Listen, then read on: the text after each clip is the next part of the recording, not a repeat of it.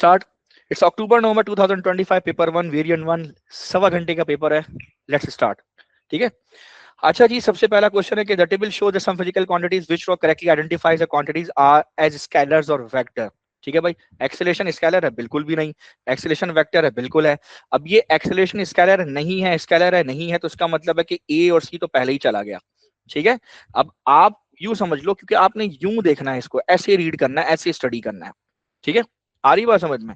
अच्छा, अब बी को देखो. एक्सेलरेशन वेक्टर है? यस. एक्सेलरेशन वेक्टर है? यस. चार्ज क्या है? वेक्टर है? नहीं. चार्ज स्केलर है. ठीक है. इसका मतलब है डी करेक्ट आंसर है. बी भी क्या?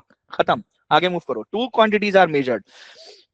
L and T R related to x by the quantity as shown. ठीक है. जी की value, acceleration due to gravity की वैल्यू है. बच्चे बच्चे को पता है, पेंडुलम से मेजर करते हैं. और क्या इसमें तुम्हें लेके आना है? वो छुपा के आपने उसको एक्स कर दिया. नहीं बस खैर. What is the calculated value and uncertainty of x? वो calculated value और uncertainty की बात कर रहा है. तो सबसे पहले x की फॉर्म इक्वेशन बना लो. अनसर्टेनिटी कैसे निकालोगे? तो अनसर्टेनिटी निकालने के लिए हम ये करते थे, याद करो, delta x upon x is equal to 4 pi square को भूल जाओ, is equal to delta l upon l plus 2 into delta t upon t. ये इक्वेशन बनाते थे और x को क्रॉस मल्टीप्लाई कराते थे. यानी delta x is equal to delta l upon l plus 2 into delta t upon t whole multiply by x. तो इसका मतलब सबसे पहले x निकालो. क्यों? क्योंकि ये हमें जो गिवन है, ये गिवन है हमें डेल्टा l गिवन है, ये डेल्टा t गिवन है, ये l गिवन है, ये t गिवन है. तो यानी डेल्टा l भी गिवन है, l भी गिवन है, डेल्टा t भी गिवन है, t भी गिवन है, ये सब गिवन है. क्या नहीं गिवन? हमें x नहीं गिवन. कहां से निकालें? यहां से निकालें. कैसे निकालें? ये दोनों वैल्यू डाल दें, x निकालें, खत्म. आइए, x is equal to 4 pi square multiply by l है 6.8 सेंटीमीटर में, डिवाइडेड बाई t स्क्वायर 2.42. जी बच्चों, क्या वैल्यू आती है? जरा जल्दी करना यार. कैलकुलेटर हाथ में रखो. 45.8 यानी 46, टू सिग्निफिकेंट फिगर में. यानी ये हो सकता है, ये हो सकता है, ए और बी तो वैसे ही गया, खत्म. अब फटाफट यहाँ पर डेल्टा एल अपॉन एल है, तो 0.1 अपॉन 6.8. मैं कोई यूनिट कन्वर्ट नहीं कर रहा, उसकी जरूरत नहीं है, कट जाएगा. Plus 2 multiply 0.08 divided by 2.42. ठीक है. होल मल्टीप्लाई बाई एक्स की वैल्यू कितनी आई थी बताओ? 45.8. ठीक है. चलो अब आओ, 45.8 है. कितना आंसर आ रहा है बच्चों? क्या बताया तुम लोगों ने? बोलो जल्दी. 3.7. 3.7 राउंड ऑफ करो 4. ठीक है. डी करेक्ट आंसर बन रहा है, बाकी दोनों कट जाएंगे. ठीक है. आ रही बात समझ में? कैसे पता? क्योंकि अब आप इसको लिखोगे 46 प्लस माइनस 4. ठीक है. Centimetre per second square. D correct answer है. What are the SI based unit of watt? Watt का एसआई बेस्ड यूनिट. भाई पहली बात तो ये, वॉट जो है 1 वॉट, क्योंकि पावर का यूनिट है, पावर बराबर होता है work done upon time. Work done का जूल्स, इसका सेकंड. जूल्स को खोलो, न्यूटन मीटर स्क्वायर पर सेकंड स्क्वायर होता है. बट एनीवे चलो, जूल्स वर्क डन की इक्वल है. वर्क डन बराबर होता है फोर्स इनटू डिस्प्लेसमेंट के. फोर्स का आ जाएगा न्यूटन और इसका आ जाएगा मीटर अपॉन सेकंड. अब फोर्स को खोलो तो ये kilogram metre second minus 2 into metre divided by second. So metre into metre. ठीक है. Kilogram metre square second minus 3 हो जाएगा. सही है. तो ये 20 का करेक्ट आंसर बनता है. सही है भाई. नेक्स्ट चलते हैं. मैं तेज तेज कर रहा हूं, किसी को कुछ समझ में नहीं आया मुझे रोक ले, पॉज लगा ले. ठीक है. लेकिन एटलीस्ट रोके मुझे. ठीक. नेक्स्ट करते हैं इसको. नेक्स्ट करते हैं भाई. नेक्स्ट क्या है? The diagram shows the two forces 6 Newton acting on an object. The angle between the lines of the action of the two forces is 60 degree. What is the magnitude of the resultant force? लग गया आप लोगों को. ये सवाल करते करते कयामत हो जाएगी आपको. इसका शॉर्टकट याद रखें, मैंने आपको बताया था, शॉर्टकट बताया था कि अगर दो फोर्सेस हैं, ठीक है, लेट्स से ये फोर्स F1 है, ये फोर्स F2 है, और डायरेक्टली ये फोर्स गिवन है आप लोग को, दो, और कुछ भी नहीं गिवन है. लंबा तरीका तो बहुत ज्यादा ही हो जाएगा, मैं शॉर्टकट बताता हूं. तो इसके बीच में रिजल्टेंट फोर्स का डायरेक्ट फॉर्मूला है, कोसाइन लॉ इस्तेमाल करें, लेकिन पॉजिटिव साइन के साथ. यानी जब दो वेक्टर्स का टेल से टेल मिले, जब दो वेक्टर्स के टेल से टेल मिले, तो उस वक्त आप रिजल्टेंट के लिए कोसाइन लॉ अप्लाई करें. F1 स्क्वायर प्लस प्लस, ठीक है, या F1 square 2F1 F2 cos of theta plus F2 square. ठीक है. F2 स्क्वायर, और इसके बीच में यहां पर आप प्लस साइन अप्लाई करें. बस जब दो वेक्टर का टेल से टेल मिला हुआ और खत्म हो गई बात, रिजल्टेंट आना है. ठीक है. तो 6 का square plus 2 into 6 into 6 into cos of 60 degree plus का 6 का स्क्वायर। जी बच्चों आंसर बताओ, जल्दी से आंसर बताओ। 10.4। 10.4। वाओ, यानी राउंड ऑफ करके 10 हो जाएगा। आर यू श्योर 10.4 है? सब बच्चे देख लो, सबका जी, 10.4 है। ठीक है, जी। तो ये राउंड ऑफ होके जाहिर है कि वन सिग्निफिकेंट फिगर में 10 हो जाना, नियरेस्ट वही है। अ गुड स्ट्रेन, यार ये सवाल तो मैंने कोई आप लोग को शुरू में ही करवाया, बच्चों वाला सवाल है। गुड स्ट्रेन वाला याद है, बिल्कुल same to same copy paste है। इसका आंसर भी मुझे हिफ्ज है, 40D आंसर है। सेम क्वेश्चन रिपीट हो रहा है। ये क्वेश्चन मैंने आपको क्लास में, चलो मैं भी देखता हूँ, मैं भी देखता हूँ, चलो एक दफा देख लेते हैं ये कराया या इससे मिलता जुलता कराया। रुक जाओ एक सेकेंड, एक सेकेंड देना। गुड स्ट्रेन वाला, अ कार इज ट्रेवलिंग, पूरा क्वेश्चन हुआ है सेम एज इट इज। कौन से ईयर का है यार? ईयर भी मेंशन नहीं है इसका, पता नहीं कब का मैंने उठा के डाला हुआ है, इसका ईयर मेंशन नहीं है। एनीवेज खैर, देख रहे हैं आप, सवाल देखा आपने, तो इसको डायरेक्ट यहाँ से कॉपी करके इसको कट कर देते हैं और वहां पेस्ट कर देते हैं, वही समझा देते हैं आपको। ठीक है, ठीक है भाई। अब ये क्वेश्चन देखें, क्वेश्चन क्या कह रहा है। ठीक है, a goods train passes through a station at a constant speed of 10 metre per second. ठीक है, कांस्टेंट स्पीड का मतलब है कि वो कांस्टेंट स्पीड पे जो भी फासला तय करेगी वो 10t हो जाएगा, यानी velocity into time, average velocity ना, कांस्टेंट स्पीड एवरेज होती है, उसको एवरेज ही माना जाता है, तो 10 इंटू टी हो गया। ठीक है, इसको गुड्स ट्रेन है तो उसको आप नाम दे दें, इसको आप नाम दे दें एस जी का। ठीक है, गुड्स ट्रेन का, ठीक है, एस जी का नाम दे दें उसको। अच्छा, at time t equals to 0 an express train is at rest at the station, वो स्टेशन पे रेस्ट में है, तो उसके डिस्टेंस का फॉर्मूला होगा s equals to u t plus का हाफ ए टी स्क्वायर। लेकिन चूंकि वो रेस्ट में है, कौन सी एक्सप्रेस ट्रेन, उसको एस ई कर दें, तो उसकी इनिशियल वेलोसिटी 0 हो जाएगी। ठीक है, so that will be half T square. Clear है? तो अब उसका फॉर्मूला, उसका हाफ ए टी स्क्वायर का फॉर्मूला होगा। The express train leave the station with the uniform acceleration of 0.5, तो इस ए की जगह हम 0.5 रख देंगे। ठीक है, तो 0.5 यहां रखेंगे, इसकी जगह हाफ से मल्टीप्लाई करेंगे तो 0.25 टी स्क्वायर बन जाएगा।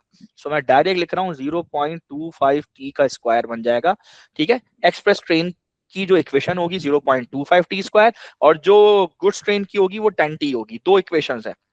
आगे क्या कह रहा है कि बोथ ट्रेन्स मूव, नहीं, आगे क्या कह रहा है, the express trains leave the station with a uniform acceleration of 0.5 metre per second square just as a goods train goes past. ठीक है, जैसी वो गुजरी वो चलना शुरू हो गई। Both trains move in the same direction on the straight parallel track. ठीक है, eight which time T does the express train overtake the goods train. ठीक है, एक्सप्रेस ट्रेन ने किस लम्हे पर, किस टाइम पर गुड्स ट्रेन को ओवरटेक किया।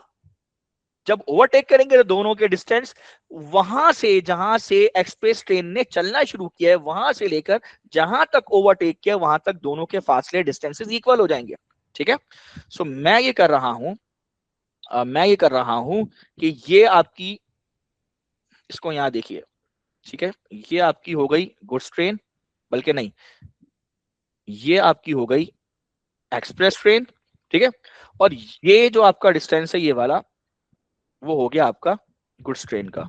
ठीक है, सो देखिए गुड्स ट्रेन जो है वो कांस्टेंट स्पीड से जा रही है तो 10t हो गया, एक्सप्रेस ट्रेन जो है वो आगे जा रही है, एक्सेलरेट कर रही है, तो उसका डिस्टेंस 0.25 टी स्क्वायर हो गया। अब दोनों डिस्टेंसेस चूंकि इक्वल हो जाएंगे आगे जाके जहां ओवरटेक करेंगे। ठीक है, सो इन दोनों डिस्टेंसेस को इक्वेट करा दें, इन दोनों डिस्टेंसेस को इक्वेट करा देते हैं। ठीक है, आ रही बात समझ में? यानी 0.25 टी स्क्वायर ये वाला, and this is 10t। Clear है? आ रही बात समझ में? 0.25 टी स्क्वायर एंड 10t। अब क्या किया मैंने, आप चाहें तो ये सारे कारनामे ना करें, आप चाहें तो उसके बाद ये भी कर सकते हैं। 0.25 t square is equal to 10t है, 0.25 का टेबल 40 टफ टाइम्स पढ़े तो ये आ जाएगा, और एक टी से एक टी कैंसिल करें तो टी की वैल्यू 40 सेकंड आ जाएगी, डायरेक्ट आएगी 40 सेकंड। मैंने कुछ और कारनामा किया है, मैंने इसको कॉमन लिया, दो टाइम लगाया, एक जीरो लगाया, एक 40 सेकंड्स लगाया। ठीक है, अब आप बच्चे सवाल पूछते हैं कि सर आपने ये हरकत क्यों की, ये मैथमेटिक्स फजूल में क्यों अप्लाई किया आप? उसकी वजह ये है कि मैंने इसको इसको उठाकर इधर लेकर आया और इसमें से टी को कॉमन ले लिया, एक टाइम टी को 0 कर दिया, दूसरे से इसको इक्वेट करा दिया 0 से, यहां से आंसर आ रहा है 40 सेकंड। सवाल है ये 0 सेकंड वाले का क्या मतलब है? 0 सेकंड का मतलब ये भाई साहब, ये 2 दफा ओवरटेक किए ट्रेन एक दूसरे को। एक दफा तो 40 सेकंड के बाद यहां जाकर, एक दफा तब जब पहली दफा एक्सप्रेस ट्रेन रुकी हुई थी, उस वक्त भी ओवरटेक किया इन्होंने एक दूसरे को। समझ रहे हो बात को? तो 2 दफा ओवरटेक किया है, इसलिए टेक्निकली टाइम आपका 2 बार आ रहा है, लेकिन वो आपसे ये वाला पहले वाला टाइम नहीं मांग रहा, वो आपसे दूसरा वाला टाइम मांग रहा है, इसलिए 40 ठीक करेक्ट आंसर है। समझ आई बात को या नहीं आई? क्लियर है? टाइम ज्यादा लग रहा है, मैं आगे मूव कर रहा हूं। ठीक, कोई प्रॉब्लम तो नहीं है? बता दीजिएगा मुझे, ठीक है? अदरवाइज लेक्चर मौजूद है मेरा, वो जाके देख लीजिएगा, मैं ये सब रेस कर रहा हूँ। ठीक, next है, a ball is held above the ground and release, it falls to the ground and bounces several times, the graph shows the variation with time t of the velocity of the ball। ठीक है, अब ball को जब ऊपर से release किया गया तो जाहिर सी बात है इस वक्त ये बॉल टॉप पर है, ये बॉटम पर है, ये टॉप पर है, ये bottom top bottom top bottom. ठीक है, 4 points on the graph label P Q R N S. ठीक है, which statement is not correct? यार ये नॉट करेक्ट क्या होता है? मैं इसको इन लिखता हूं, इनकरेक्ट। चलो फ्यूज हो जाए, इनकरेक्ट गलत कौन सी है ये बताओ। अब ठीक है, अब सवाल समझ खत्म। इनकरेक्ट गलत कौन सी ये बताओ, जिंदगी आसान। अब आओ, कंफ्यूजन से बच जाता है ना बंदा। विच स्टेटमेंट इज इनकरेक्ट? कौन सी स्टेटमेंट जो है इनमें से क्या वो कह रहा है कि इनकरेक्ट है? देखो, the area underline P Q represent the initial height of the ball. बिल्कुल ठीक है, जो एरिया है अंडर पी क्यू लाइन, ठीक है, इसका जो एरिया वो इनिशियल हाइट बताएगा कि किस हाइट से आपने छोड़ा है बॉल को। बिल्कुल ठीक है, ये सही है तो गलत हो जाएगा क्योंकि वो इनकरेक्ट पूछ रहा है। The collision of the ball with the ground are inelastic. बिल्कुल ठीक है, आवाज आएगी साउंड की, thermal energy, elastic potential energy. ठीक है, तो ये ठीक है, तो ये इनकरेक्ट हो गया। C the gradient of the line R S represent the acceleration due to free fall. ये भी बिल्कुल ठीक है, आर एस का जो ग्रेडियंट है वो आपको एक्सेलरेशन ड्यू टू ग्रेविटी देगा, जी की वैल्यू देगा, तो इसलिए इनकरेक्ट हो गया। डी क्या कह रहा है? The maximum upward velocity of the ball is reach at point P. ना ना, the maximum upward velocity of the ball is reached at point P। P पे तो velocity 0 है, जहां से छोड़ा है उसको। बाबा ये गलत हो गया, तो जो गलत हो गया वो ठीक है, that is incorrect। आ रही बात समझ में? Choose D. Is that clear? आगे चलें, ये अच्छा क्वेश्चन है, इसमें टाइम लगता है। An object is projected horizontally। एक ऑब्जेक्ट को हॉरिजॉन्टली फेंका गया। अच्छा जी, ऐसे कहीं जाके गिरा होगा, ठीक है भाई, कहीं ना कहीं जाके गिरा होगा। आ रही बात समझ में? अब उसने कहा कि द ऑब्जेक्ट फॉल्स, ये object falls a vertical distance y। ठीक है, vertical distance y and horizontal distance x। ठीक है, horizontal distance x before landing on the ground. ठीक है, अच्छा, a second object is projected horizontally. अब ये था वर्टिकल डिस्टेंस y है और हॉरिजॉन्टल डिस्टेंस x है। वो कह रहा है second object is projected horizontally with the same initial velocity and falls a vertical distance of 4y। यानी अब की बार दूसरा ऑब्जेक्ट जो आपने ऐसे रोल डाउन किया, जिसे यहां से गिराया, उसकी हाइट 4y है। ठीक है, यानी इनिशियल स्पीड भी वही रखी, लेकिन हाइट उसकी अब की बार 4y। 4y का क्या मतलब है? इस जितनी हाइट इसकी थी, इससे 4 गुना ऊपर हाइट पे रख के अब वहां से गिराया इसको। तो अब आपने 4y टोटल हाइट कर दी यहां से लेकर यहां तक। समझना इस बात को। उससे क्या हुआ, उससे किस चीज पे फर्क पड़ेगा, आए देखते हैं। अब सवाल क्या कह रहा है कि अब आपने ये हरकत कर दी, बाकी सब चीजें सेम रखी हैं। assume that the air distance is negligible, which horizontal distance does the second object travel? तो बताओ उसके हॉरिजॉन्टल रेंज पे क्या फर्क पड़ेगा अगर आपने उसकी हाइट ऊपर कर दी तो। आइए बताते हैं। सबसे पहले इसको दो हिस्सों में ब्रेक करते हैं। ठीक है, सबसे पहले इसको दो हिस्सों में ब्रेक करते हैं, एक इसका हॉरिजॉन्टल मोशन, एक वर्टिकल। ठीक है, तो पहले हम यहाँ पे लिखेंगे हॉरिजॉन्टल। हॉरिजॉन्टल को इधर कर देते हैं यार, वर्टिकल को इधर कर देते हैं। आज दिल कर रहा है वर्टिकल को पहले सॉल्व करने का। ठीक है, अब वर्टिकल का फॉर्मूला क्या होता है आपको पता है? ठीक है, क्या फॉर्मूला भाई? H is equal to u y t minus का हाफ जी टी स्क्वायर, यही है। अब इनिशियली अगर इसको हॉरिजॉन्टल थ्रो करेंगे ना बेटे, तो वर्ट हॉरिजॉन्टल यानी इस पॉइंट के ऊपर जब आप बॉल को यूं थ्रो करोगे, इस पॉइंट पर जब भी आप बॉल को यूं थ्रो करोगे बच्चे, ठीक है, तो ये आपका यू वाई जो है वो जीरो हो जाएगा। कुछ भी करो जीरो होगा, हॉरिजॉन्टल बॉल को थ्रो कर रहे हो तो ये इनिशियल वेलोसिटी का वर्टिकल कंपोनेंट है, ये जीरो होगा। इनिशियल वेलोसिटी का हॉरिजॉन्टल कंपोनेंट जो है वो एग्जिस्ट करेगा, लेकिन वर्टिकल जीरो हो जाएगा। सो मैं इस वाले फैक्टर को जीरो करके डायरेक्ट एच की वैल्यू लिख रहा हूं। नेगेटिव को भी इग्नोर कर दो थोड़ी देर के लिए, हाफ जी टी स्क्वायर। सही है, सिर्फ इस चीज को याद रखो बेटा। सही है, समझ आ रहा है नहीं आ रहा? नेगेटिव को थोड़ी देर के लिए इग्नोर करो, ठीक है? आ रही बात समझ में? और हॉरिजॉन्टल डिस्टेंस जो आपका है, अच्छा वर्टिकल डिस्टेंस हमारा क्या है? एच की जगह वर्टिकल डिस्टेंस हमारा वाई है, तो ये हाफ जी टी स्क्वायर हो गया। सही है। और हॉरिजॉन्टल डिस्टेंस हमारा क्या फॉर्मूला क्या आपके पास? हॉरिजॉन्टल रेंज के लिए you X multiply by time होता है, और आर की जगह मैं लिख रहा हूं एक्स, ठीक है? So X is equal to U X multiply by time. उसने ये कहा कि ये जो हॉरिजॉन्टल कंपोनेंट है वेलोसिटी का, इनिशियल वेलोसिटी का, यानी यू एक्स, ये जीरो नहीं है और ये चेंज भी नहीं हो रहा, ये बोला है उसने, ठीक है? ठीक है। अ second object is projected horizontally with the same initial velocity, यानी उसका यू एक्स अभी भी कांस्टेंट है, ठीक है? अब सुनो, ये तो था पहला ऑब्जेक्ट। अब सेकंड ऑब्जेक्ट पे आओ, तो सेकंड ऑब्जेक्ट में यही फॉर्मूला लगेगा। क्या चेंज होगा? सेकंड ऑब्जेक्ट में आपने जो हाइट थी वो y से कर दी 4y, और अब क्या होगा? जब 4y की तो इधर लग गया 4, ठीक है? सेकंड ऑब्जेक्ट के लिए इधर लग गया 4, ठीक है?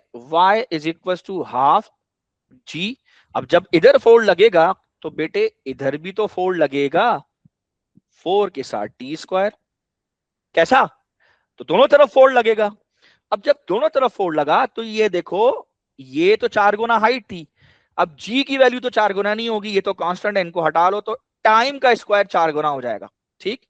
और अगर मैं इसमें से सिंपल टाइम को देखना चाहूं तो मैं इस 4 को इस टी स्क्वायर के अंदर ले जाऊंगा। देखो कैसे ले जाऊंगा, ये 4 है, 4 पे लूंगा स्क्वायर रूट तो ये बनेगा 2, तो 2t करके होल स्क्वायर कर दूंगा। इसका क्या मतलब हुआ? इसका मतलब ये हुआ कि टाइम का जो स्क्वायर है वो 4 गुना बढ़ेगा, 4 टाइम्स इंक्रीज होगा, लेकिन जो टाइम है वो ट्वाइस इंक्रीज होगा, वो दुगना इंक्रीज होगा। ध्यान रखना इस बात को, टाइम का स्क्वायर तो 4 टाइम्स इंक्रीज होगा, लेकिन टाइम जो है वो 2 टाइम्स इंक्रीज होगा। उसके लिए मैंने क्या किया, 4 को स्क्वायर रूट लिया, 2 आया, 2 को रख के होल पे स्क्वायर कर दिया, ठीक है? अब सुनना, इससे ये बात साबित हो गई कि जनाब टाइम ट्वाइस बढ़ेगा, दुगना होगा। अब आओ इधर, अब आओ हॉरिजॉन्टल पे। हॉरिजॉन्टल में x था, x is equal to u t into time था। टाइम कितना गुना बढ़ा? ट्वाइस। टाइम ट्वाइस बढ़ेगा, ठीक है? ये तो कांस्टेंट है, जब नया ऑब्जेक्ट फेंका उसमें यू एक्स कांस्टेंट है, जब टाइम ट्वाइस हुआ तो अल्टीमेटली बैलेंस करने के लिए एक्स भी ट्वाइस हो गया। इसका मतलब जो आपकी रेंज पहले एक्स थी, अब वो हाइट बढ़ाने से, 4 गुना हाइट बढ़ाने से वो अब डबल डबल डिस्टेंस यानी एक और एक्स पे जाके गिरेगी। टोटल डिस्टेंस, टोटल डिस्प्लेसमेंट उसकी 2x हो जाएगी, ठीक है? आ रही बात समझ में? तो इसका आंसर है बी। बी पर टिक करें जी बच्चों। कोई क्वेश्चन नहीं है? बढ़ू आगे, ठीक है? चलें, अब एक और क्वेश्चन है। क्वेश्चन क्या है? Sphere falls from the rest to air, the graph shows a variation with time t of the sphere's velocity। अच्छा भाई, अच्छा जी। तो वो कह रहा है कि ये यहाँ से स्फीयर ये ऊपर जा रहा है, ऊपर जाके ऐसे मुड़ रहा है, ये वेलोसिटी वर्सेस टाइम का ग्राफ है, वो टर्मिनल वेलोसिटी वाले ग्राफ्स होते हैं, पता है आपको। Which diagram shows the forces acting on the sphere when it is at the velocity corresponding to point P on the graph? यानी इस पॉइंट पे जब वो उसका ग्राफ पहुंचा तो बताओ इन चार में से कौन सा जो है वो पोजीशन उसकी ठीक है। अच्छा, पहले वाले को देख लो, ए को, में वेट और एयर डिस्टेंस इक्वल है दोनों। जब इक्वल है तो ये तो टर्मिनल वेलोसिटी वाला कॉन्सेप्ट हुआ, क्योंकि रिजल्टेंट फोर्स तो आपकी जीरो होती है इस पॉइंट के ऊपर, दोनों बैलेंस है, अपोजिट है, इक्वल फोर्सेस हैं, रिजल्टेंट फोर्स जीरो, इसका मतलब है एक्सीलरेशन जीरो। तो एक्सीलरेशन जीरो होती है तो ग्राफ तो सीधा होता है, तो इसका मतलब है ये तो इनकरेक्ट हो गया। अब बी पे सिर्फ वेट है। अगर सिर्फ वेट है तो इस ग्राफ को तो सीधा स्ट्रेट चलना चाहिए, क्योंकि रिजल्टेंट फोर्स आपकी सिर्फ एक ही है, वेट ही रिजल्टेंट फोर्स है।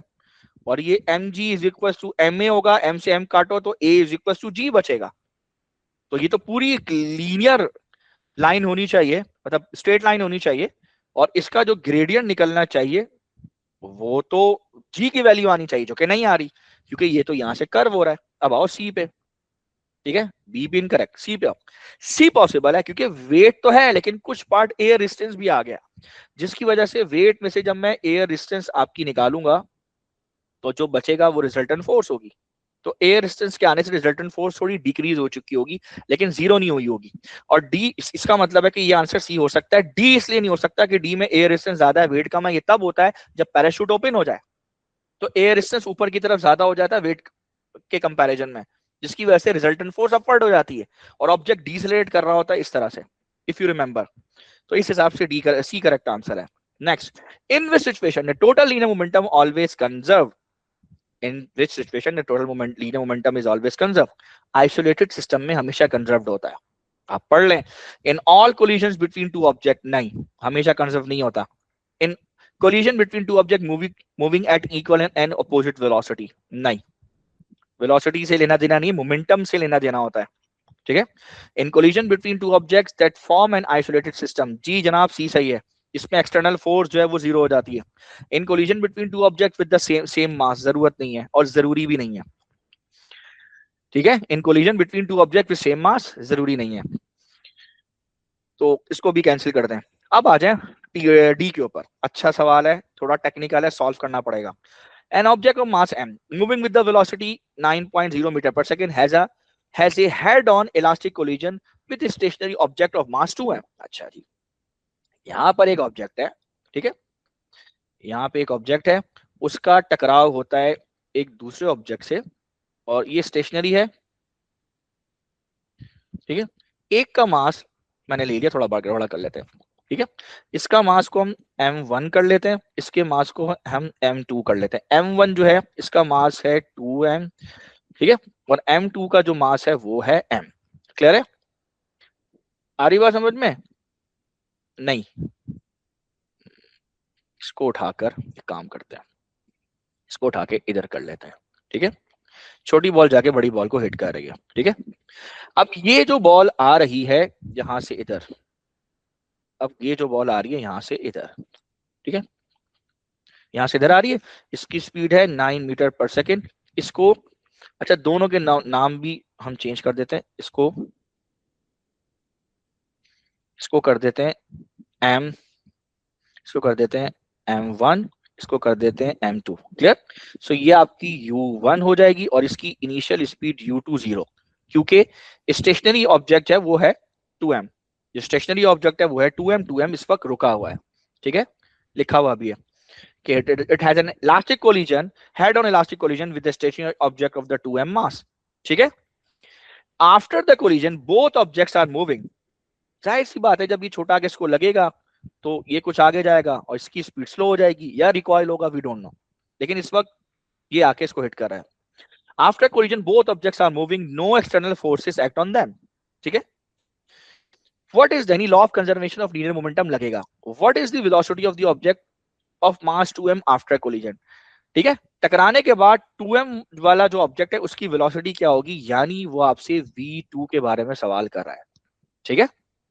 v1 नहीं पूछा, v2 पूछा। सबसे पहले तो इनकी इक्वेशन बनाओ, तो आपने क्या पढ़ा है, m1u1 plus m2u2 equals to m1v1 plus m2v2, ये इक्वेशन आप लोगों ने पढ़ी है law of conservation of linear momentum की। अब आप देखें m1 कितना है, m है, u1 कितना है, 9 है, m2 कितना है, 2m है, u2 कितना है, 0 है, m1 कितना है, m है, u1 कितना है, उसको v1 की रहने दें, m2 कितना है, m2 है 2m, v2 कितना है, v2 आपके पास है 2m, v2 आपको नहीं पता तो v2 को भी अननोन रहने दें। अब लेफ्ट साइड पे आपके पास बचेगा 9m, राइट साइड पे आपके पास जितना भी मास है ये कॉमन ले लीजिए, ये v1 प्लस 2v2 बचेगा।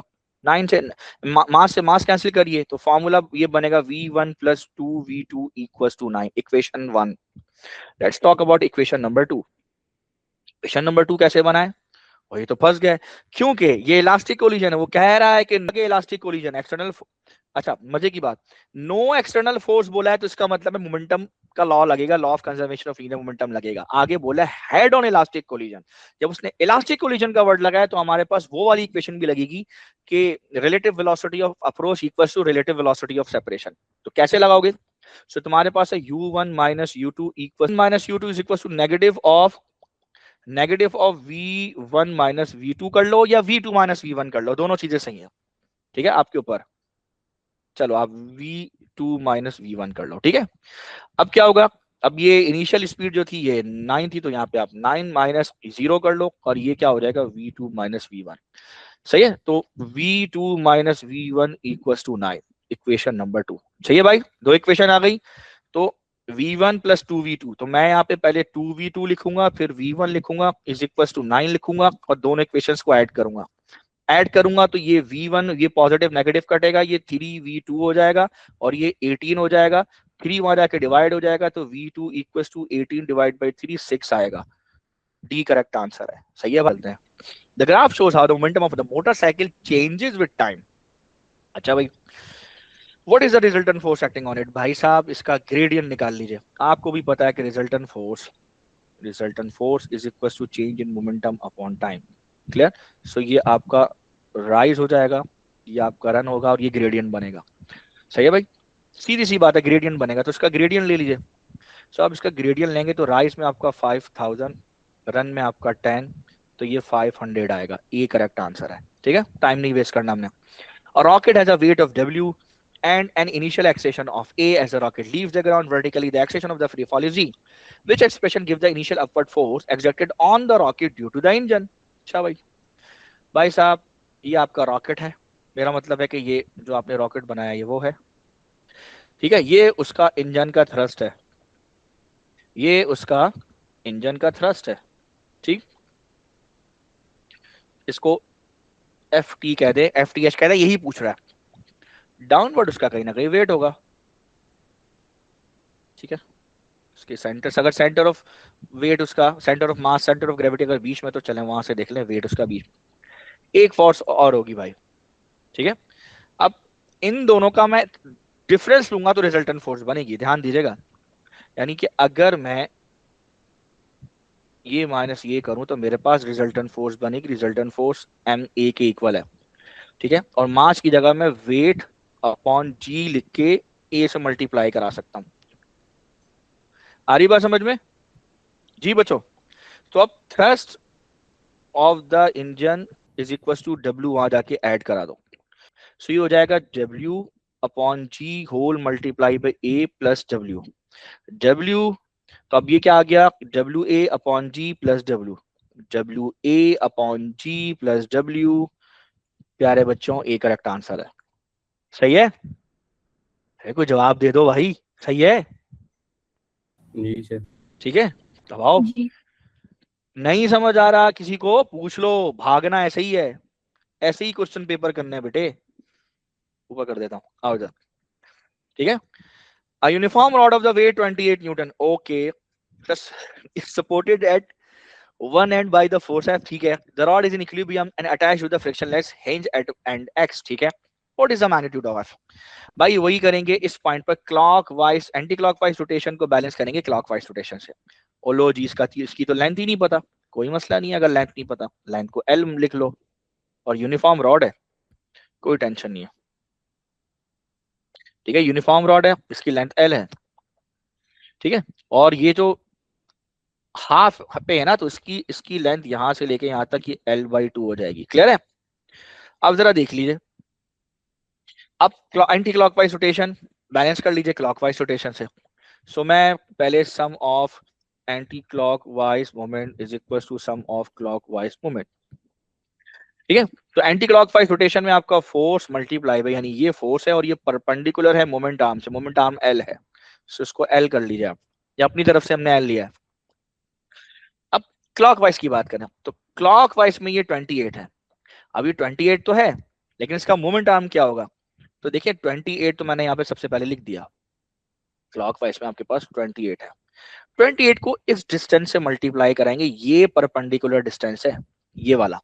ठीक है, सो सबसे पहले देखिए ये ट्राइंगल में ये L/2 है। ठीक है, ये ट्राइंगल में क्या है? ये डिस्टेंस L/2 है।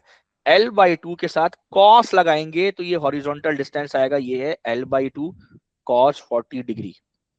ठीक है, ये हॉरिजॉन्टल डिस्टेंस है। सो मैं यहाँ पे लिख रहा हूँ L/2 cos 40 डिग्री। क्लियर भाई साहब, बोथ साइड से लेंथ कैंसिल करिए, उसके बाद आपको सिर्फ f निकालना है। सो 28/2 14 करिए, 14 cos 40 करिए, क्या आंसर बनता है बच्चों जी? 10 पॉइंट समथिंग बनेगा, that will be 11 newton. B correct answer होगा, चेक कर लीजिए, जल्दी चेक करिए। जी 10.7 आ रहा है। 10.7 समथिंग है और ये 11 न्यूटन बनेगा, बी करेक्ट आंसर है। आगे आइए, two forces each of magnitude f act in opposite direction on a rod. Each force act on a rod at a distance d from the pivot p. What is the torque of this couple about point p? भाई साहब, ये clockwise घुमा रहा है, ये भी clockwise घुमा रहा है, और टॉर्क का तो मैंने आपको पहले ही बताया था कि parallel torque of a couple का, कि दो पैरेलल फोर्स है तो एक फोर्स को उठाएं और distance between the two corners उठा लीजिए, तो that will become f multiply by 2d, 2fd हो जाएगा, 2fd। ठीक है, ये सी करेक्ट आंसर है इसका। और अगर ऐसे समझ में नहीं आए तो दोनों मोमेंट क्लॉकवाइज हैं, तो ये भी f इंटू डी कर लें, वो भी क्लॉकवाइज है, प्लस f इंटू डी कर लें, तो ये 2fd हो जाएगा, खत्म कहानी, तो भी सी आ जाएगा।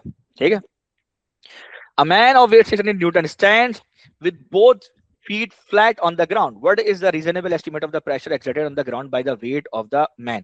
भाई एक नॉर्मल बंदा, एक 60-70 kg का 80 kg का बंदा जिसका पाँव का साइज हो और उसकी हाइट अगर ऐसे 5 फीट से अब वो 6 से नीचे नीचे हो, ठीक है, 5 5 5 6 5 7 इस तरह से अगर उसकी हाइट है, भाई उसके जूते का जो साइज है उसका जो भी 42 43 जो भी बनता है या 44 तक अगर भी जाता है, तो उसका जो एरिया बनता है वो 220 सेंटीमीटर स्क्वायर के अराउंड बनता है, नियरली 220 सेंटीमीटर स्क्वायर बनता है, 220 से लेकर 250 के बीच बनता है। सो इफ वी कंसीडर, ये एस्टिमेशन पता होनी चाहिए आपको, नहीं भी पता तो मैं दूसरे तरीके से भी बताता हूँ, ठीक है, थोड़ा सोचना पड़ेगा, कॉमन सेंस। सो 220 सेंटीमीटर स्क्वायर का एरिया है उसके जूते का, ठीक है।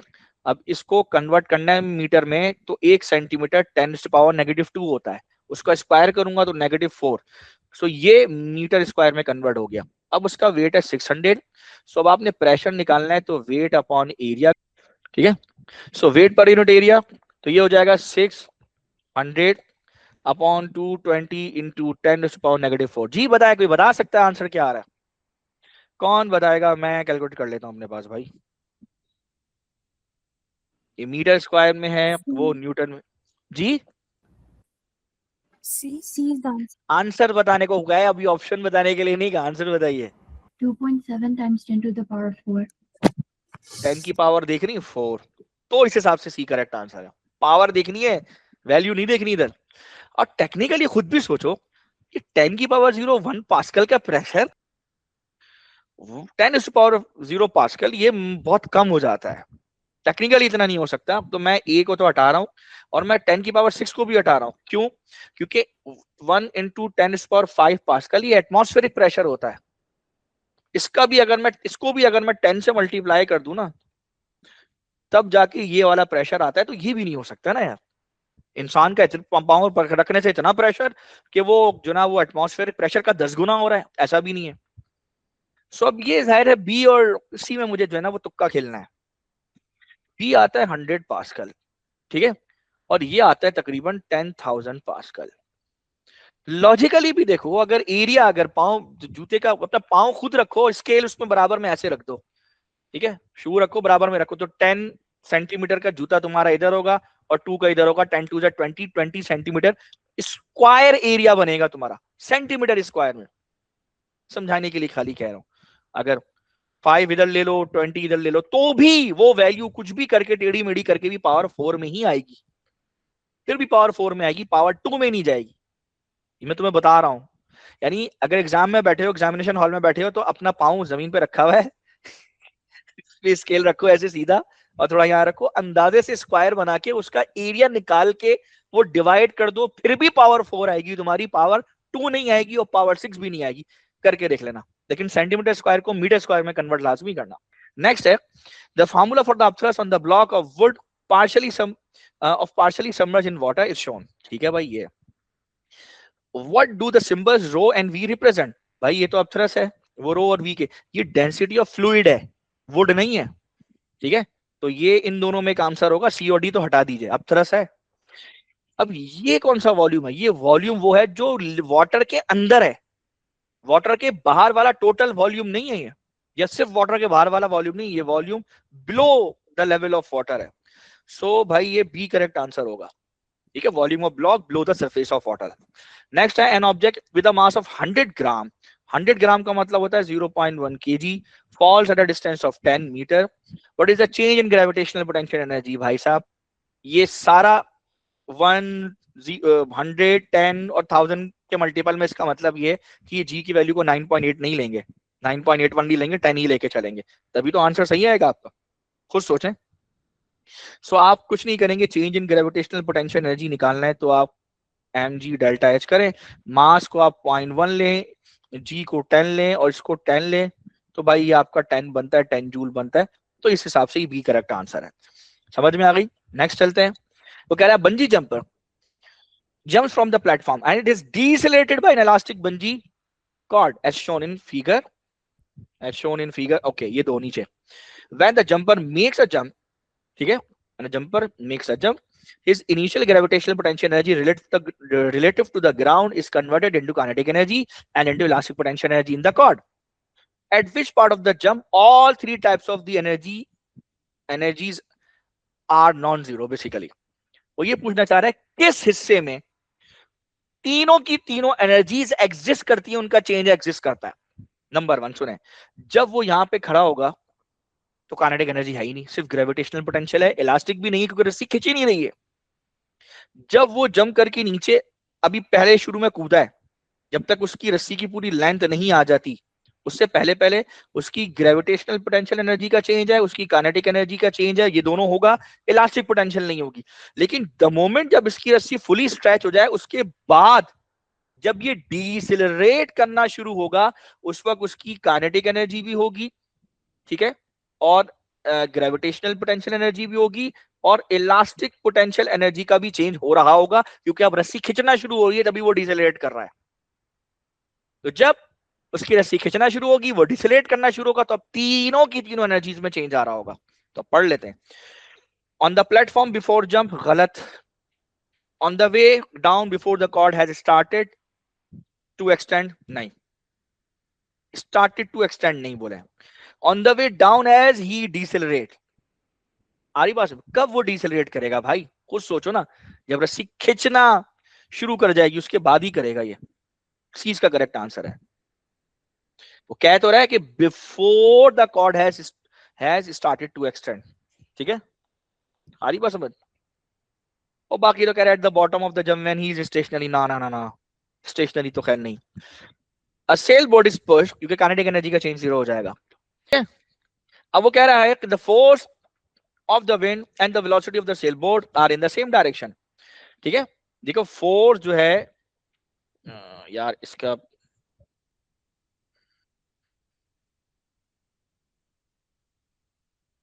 ठीक है, ये रही वेलोसिटी ऑफ विंड, और सेल बोट भी इधर ही जा रही है, दोनों सेम डायरेक्शन में, ठीक है। Which additional information is required to determine the work done per unit time by the wind acting on the sail boat? अब विंड इसको जो आगे लेके जा रही है, यानी थ्रस्ट एक तरह से जो उसमें पैदा कर रही है, उसको पुश कर रही है आगे, तो वो ये पूछना चाह रहा है वर्क डन अपॉन टाइम, यानी उसकी जो पावर है, ठीक है, वो उसके लिए आपको क्या क्या चाहिए। तो मैंने आपको फॉर्मूला पढ़ाया था, power is the product of, ठीक है, थ्रस्ट इनटू वेलोसिटी, इन दोनों का प्रोडक्ट है। तो थ्रस्ट तो आपके पास है, थ्रस्ट से मुराद, मैं थ्रस्ट तो नहीं बोलूंगा, लेकिन समझ लें विंड जो है वो थ्रस्ट प्रोवाइड कर रहा है, तो ये वाली फोर्स तो आपके पास है। फिर सुन ले, विंड थ्रस्ट प्रोवाइड कर रहा है, ये वाली फोर्स तो आपके पास है, लेकिन उसकी वेलोसिटी नहीं है, ठीक है। सो हमें इसकी वेलोसिटी भी चाहिए होगी, इसकी पावर निकालने के लिए, यानी work done per unit time निकालने के लिए। सो वो क्या कह रहा है कि which additional information is required in order to determine the work done per unit time by the wind acting on the sail board? The force exerted by the wind, no. The distance traveled by the sailboat per unit time, no. The total energy input to the sailboat, no. The weight of, अरे अल्लू, ये तो मसला हो गया भाई, है भाई। एक चीज और देख लेते हैं, वेलोसिटी इज गिवन, गिवन है ना, क्या नहीं गिवन है ये थ्रस्ट यानी जो विंड अपनी फोर्स लगा रही है वो नहीं है, तो जो नहीं है वो चाहिए, तो वो क्या है, फोर्स एक्सर्टेड बाय विंड, ए चाहिए, ए करेक्ट आंसर है। देख लें, v तो है ना हमारे पास लिखा हुआ है, वेलोसिटी v ये है, क्या नहीं है, जो विंड फोर्स लगा रही है वो नहीं है, तो बस वो लिख लें, खत्म। A spring is fixed at one end. The length L of the spring is increased by the applying a tensile force F to other end. The graph shows the variation L with F. What is the elastic potential energy of the spring when F is 6 Newton? Elastic potential energy. अच्छा भाई पहली बात, length y axis पर है, x axis पर force है, तो area ये निकलेगा, ये नहीं निकलेगा, ध्यान दीजिए, कह रहे हैं। सो ये वाला एरिया निकालना, एरिया निकाल लीजिए आप, 1/2 इंटू ये बेस कितनी हो गई, 12 माइनस 8, 4 बचा, वो सेंटीमीटर में, तो 10⁻⁻2 मल्टीप्लाई बाई ये वाली हाइट कितनी है, ये 6 है, तो मल्टीप्लाई बाई 6 करें, तो आपकी इलास्टिक पोटेंशियल एनर्जी स्टोर आ जाएगी 1/2 into 4 exponent -2 multiply by 6, 2 1 2 2 2 4 6 2 12 exponent -2, और क्या है 12 एक्सपोनेंट -2 का मतलब 0.1, ये रहा, ए करेक्ट आंसर है। सही है बच्चों, सही है। A wire has an unstretched length of 2 meter. Subhan Allah. A stress of, ठीक है, अब अभी ये देख लो हमारे कितनी देर में कितने क्वेश्चन हुए हैं। A stress of 1.6 exponent 5 Pascal is applied to the wire and the new length, ये उसका स्ट्रेस अप्लाई किया गया, ठीक है, अच्छा जी, and the new length है भाई ये L2 हो गई। The wire obeys Hooke's law. What is the Young's modulus? अच्छा जी भाई, यंग्स मॉड्यूलस बराबर है स्ट्रेस अपॉन स्ट्रेन के, ये ठीक है, तो ये 1.6 एक्सपोनेंट 5 डिवाइडेड बाय स्ट्रेन बराबर होता है change in length per unit length, original length, so 1.6 exponent 5 divide by change in length L2 minus L, इसमें से ये सब्ट्रैक्ट करा दो, 2.10 में से 2.00 क्या, तो 0.10 डिवाइडेड बाय इनिशियल लेंथ कितनी है भाई 2.00, सो 1.6 इंटू 10⁻5 डिवाइड बाई 0.10 का आधा कर लो तो 0.05 होगा। भाई सॉल्व करो और आंसर बताओ, 1.6 एक्सपोनेंट 5 डिवाइडेड बाई 0.05, ये 3200,000 यानी 3.2 इंटू 10⁻3 2 5 और 1 6 6, टी करेक्ट आंसर आ रहा है, ठीक है। What are the SI base units of stress? Stress बराबर है उसका एसआई बेस यूनिट पे जाने के लिए पहले उसका स्ट्रेस जो है वो प्रेशर का ही यूनिट है, तो पास्कल है, पास्कल बराबर होता है न्यूटन पर मीटर स्क्वायर के, न्यूटन बराबर होता है kilogram metre second -2 upon metre square के, सो 1 मीटर से 1 मीटर गया, नीचे 1 बचा, तो किलोग्राम मीटर इनवर्स ये ऊपर जाएगा, और second -2 kilogram metre inverse second -2, B correct answer है, ठीक है। आगे चलते हैं। The diagram shows a force extension graph for a rubber band as the band is extended and then its stretching force is decreased to 0, ठीक है, जबरदस्त। ये मैंने आपको बताया था ये लोडिंग का होता है और ये अनलोडिंग का होता है। What can be deduced from the graph? आ रही बात समझ में? चले आगे चलते हैं, ठीक है। The rubber band does not return to its original length when the force is decreased. नहीं भाई, ओरिजिनल लेंथ में ही आएगा, तभी तो ओरिजिन पे वापस आ रहा है। अगर ओरिजिनल लेंथ पे नहीं आता तो यहाँ पर कहीं आगे गिर जाता, तो ये परमानेंट डिफॉर्मेशन शो होती, गलत, ये incorrect. The rubber band obeys Hooke's law for the extension shown. इस ग्राफ से हम कंक्लूड कर सकते हैं, पढ़ो ना, what can be deduce from the graph, तो इस ग्राफ से हम ये डिड्यूस कर सकते हैं कि rubber band obeys Hooke's law for the extension shown, ठीक है। आ रही बात समझ में? इसके लिए क्या वो हुक्स लॉ ओबे कर सकता है, तो उसके लिए आपको पता है कि वो लीनियर रिलेशनशिप होना चाहिए, यहां पर तो नहीं है, ठीक है। तो इस ग्राफ से वो ओबे नहीं कर सकता। The rubber band remain elastic for the extension, ये अच्छी बात है। क्यों इलास्टिक है? क्योंकि इलास्टिक का मतलब जब छोड़ो तो ओरिजिनल शेप में साइज में वापस आ जाए। Yes. The shaded area represent the work done in extending the rubber band. No, ये पूरा एरिया रिप्रेजेंट करता है work done to extend the object या रबर बैंड। ये एरिया तो वो जो हीट निकल के बाहर आ रही है उसको शो कर रहा है, यानी उसके जो पार्टिकल एक दूसरे पर स्लाइड कर रहे हैं उसमें जो हीट पैदा हो रही है उसको शो करता है। तो इस हिसाब से भाई D B incorrect. Which law is correct for sound wave? Sound can, it can travel in a vacuum, no, बिल्कुल नहीं, तो नहीं, बी इनकरेक्ट हो जाएगा। It can be polarise, no, no, तो इस हिसाब से ए सही है। It can diffract through gap, yes, A correct है, क्योंकि पार्ट सी पे देखो ना, पार्ट सी कह रहा है कि it can be polarise, no, sound can not be polarise. ठीक है, आ रही बात समझ में, तो इस वजह से वो भी चला गया। क्लियर? और पार्ट डी में क्या कह रहा है, इट कैन ट्रेवल, रुक जाओ, हाँ पार्ट डी भी यही कह रहा है कि इट कैन बी पोलराइज, गलत हो गया। ठीक है, तो इस हिसाब से राइट ऑप्शन जो बनता है वो ए बनता है। आओ 25। अच्छा सवाल है, source emit a progressive wave, a progressive sound wave पैदा हो रही है in a horizontal direction, the wave travel away from the source in direction towards the right. Wave यहां से निकल के, समझो ये इसी को जीरो लिया तो यहां से वेव निकल रही है और यहां से मूव करके इससे दूर जा रही है। सुनिए, the graph shows the variation of the displacement of the particle from their equilibrium position, ठीक है, with distance from the source at a particular instant in the time. Displacement to the right of the equilibrium position are shown positive. हाँ, यानी ये जितने भी particles हैं, अगर मैं इसको ऐसे बनाऊं, देखें ये सारे पार्टिकल्स हैं, ठीक है, मैंने अगर याद हो तो मैंने उस वक्त भी आप लोग को बताया था, खैर मैं उधर नहीं बना रहा, मैं इसके ऊपर ही बना देता हूँ, टाइम कम है हमारे पास यार, इधर ही बना देते हैं। सो ये पार्टिकल्स हैं, ये पार्टिकल्स हैं, ये मैं सेपरेटली ऊपर नहीं बना रहा, मैं इन्हीं के ऊपर बना रहा हूँ। ठीक है, तो जो पार्टिकल है ऊपर की तरफ है उनके डिस्प्लेसमेंट को राइट वर्ड पॉजिटिव शो कर लेते हैं, और जो इधर नीचे वाले हैं उनके डिस्प्लेसमेंट को, यूं समझे, ऐसे समझे कि जो पार्टिकल्स, देखो साउंड ऐसे मूव करता है यूं, उसके पार्टिकल्स यूं मूव करते हैं इस तरह से। ठीक है, आई बात समझ में?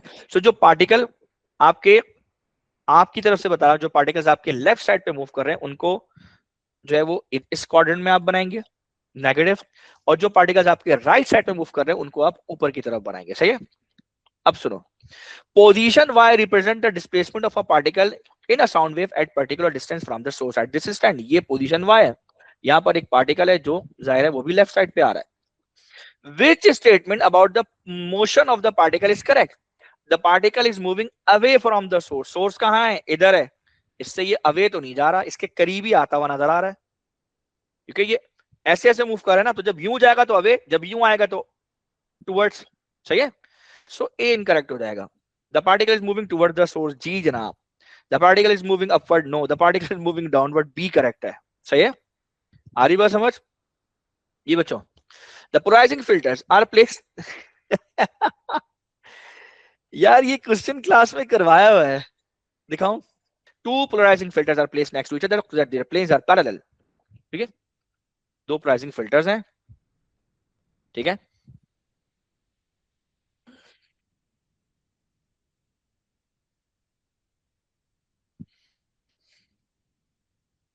ठीक है, दोनों के polarizing filter एक दूसरे के पैरेलल है।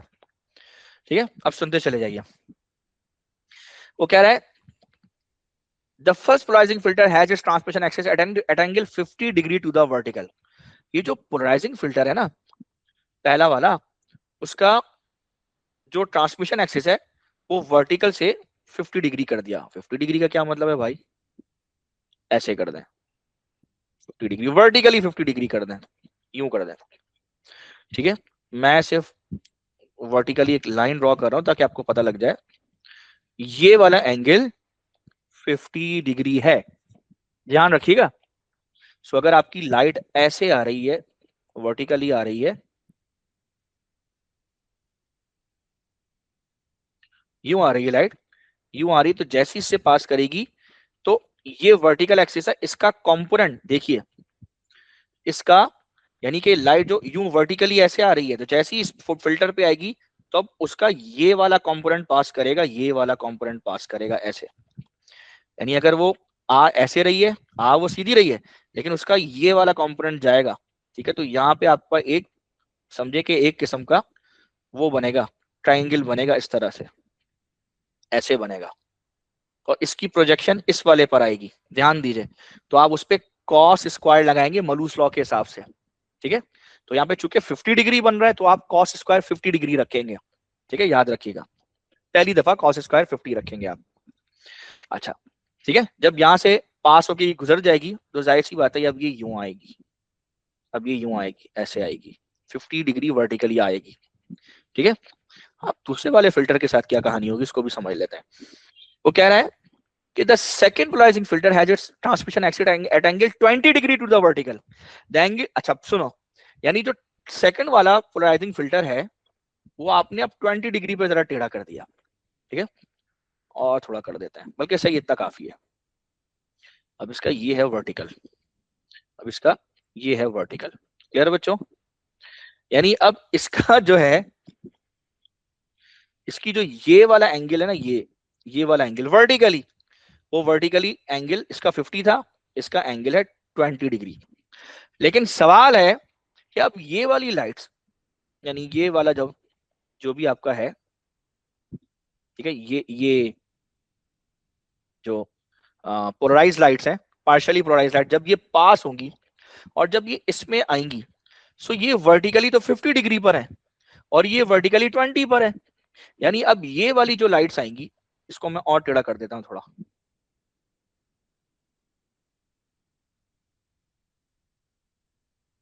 ठीक है, इनको हटा देते हैं, ठीक है। तो अब जब ये लाइट इधर आएगी, ऐसे गुजरेगी, तो भाई ये तो और नीचे, देखें सबके सब देखें, इसका ये 20 डिग्री यहां से हटा देते हैं थोड़ी देर के लिए, सिर्फ समझाने के लिए मैं आपको बना रहा हूं। सो ये लाइट तो और नीचे, ये लाइट अभी और नीचे है, यानी कि ये जो पोलराइज वाली लाइट है ये तो अभी और नीचे।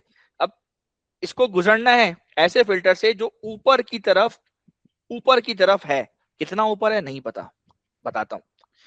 अब ये जो लाइट आ रही है ये ओवरऑल 50 डिग्री पर है और इस ट्रांसमिशन एक्सिस का एंगल 20 डिग्री है, तो इन दोनों के बीच का एंगल कितना होगा, ठीक है बोलो, 50 माइनस 20 इज इक्वल टू, बोलो कितना होगा, 30 डिग्री होगा।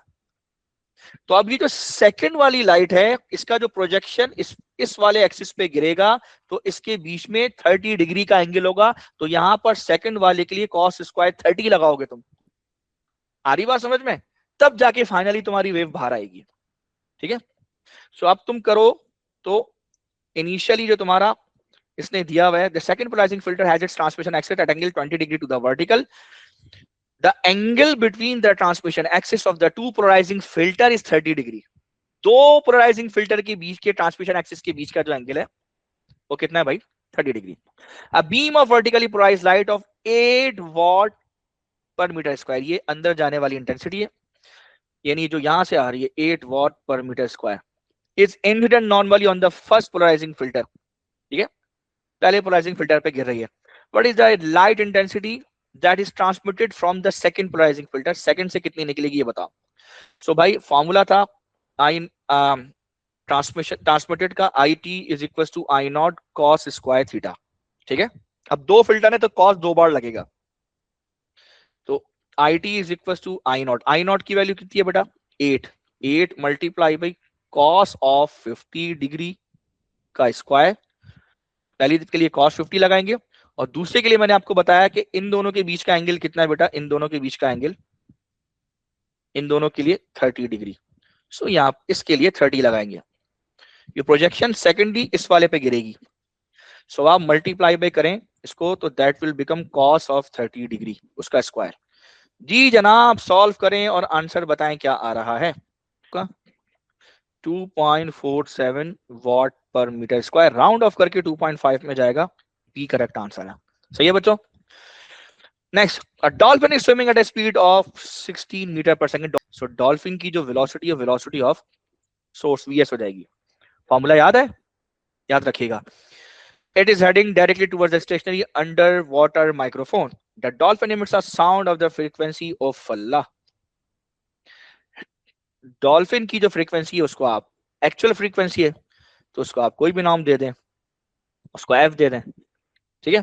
The speed of the sound in the water is v, the frequency, what is the frequency of the sound detected by the microphone, ठीक है, यानी f प्राइम की वैल्यू आपसे पूछ रहा है। So F prime equals to क्या था, v upon v minus V S whole multiply by क्या था v एफ। ऐसे ही है, स्टेशनरी ऑब्जर्वर के करीब जा रहा है ना जी बच्चों। सो ये क्या हो जाएगा आपका जो 1480 divided by 1480 minus 16 whole multiply by 122 kilo hertz. जी बच्चों आंसर बताएं। 1480 डिवाइडेड बाई 1480 माइनस का 16 मल्टीप्लाई बाई 122, ये आ रहा है शाबाश 123.33 किलो हर्ट्ज। तो ये 123 पे गिरा। Student carries out a double slit experiment using a laser emitting red light of the wavelength of 680 nanometer. ये रही उसकी wavelength, or that incident non-only on the double slit. The diagram shows the part of the pattern of the fringe. Bright fringe is visible on the screen at a distance of 2.4 meter from the slit. यानी ये D की value दे दी आपको, slit से screen इतना दूर है। The distance across the 5 bright fringes is measured as 34 millimeter. तो ये एक डिस्टेंस उसके सेंटर से ये x है, ये दूसरा भी x, तीसरा भी x, चौथा भी x। तो यानी ये 4x is equal to 34 millimetre. तो x की वैल्यू 34 डिवाइडेड बाई, ठीक है, तो 34 divide by 4, 34 divide by 4 is equal to 8.5 millimetre. What is the slit separation, यानी आपसे वो a की वैल्यू पूछ रहा है। ठीक है, फॉर्मूला क्या है, lambda is equal to A X upon D. Slit separation यानी वो a पूछ रहा है आपसे। क्या आप ये फॉर्मूला यूज कर भी सकते हैं या नहीं, चेक करें। याद रखिए फॉर्मूला तब यूज हो सकता है कि जब स्लिट सेपरेशन, बल्कि स्लिट सेपरेशन छोड़ें, जब ये फ्रिंज सेपरेशन यानी जो मिलीमीटर में इसकी वैल्यू इस डिस्टेंस से जो कि स्क्रीन से लेकर स्लिट तक है, इस डिस्टेंस के कंपैरिजन में ये वाली वैल्यू 1000 टाइम्स छोटी हो। जैसे ये मिलीमीटर में, वो मीटर में, तो ठीक है, अब पॉसिबल है, अब पॉसिबल है। अदरवाइज अगर ये दोनों मीटर्स में है और मीटर्स में भी 1000 टाइम्स का डिफरेंस नहीं है, यानी यूं समझे एक जो है वो 1.5 मीटर है और दूसरा डिस्टेंस 0.25 मीटर है, इस तरह से, यानी 1:4 का रेशियो है, 2:3 का रेशियो है, इस तरह के रेशियो है, या 1:10 का रेशियो है, तो भी एक्सेप्टेबल नहीं है फॉर्मूला, याद रखिए।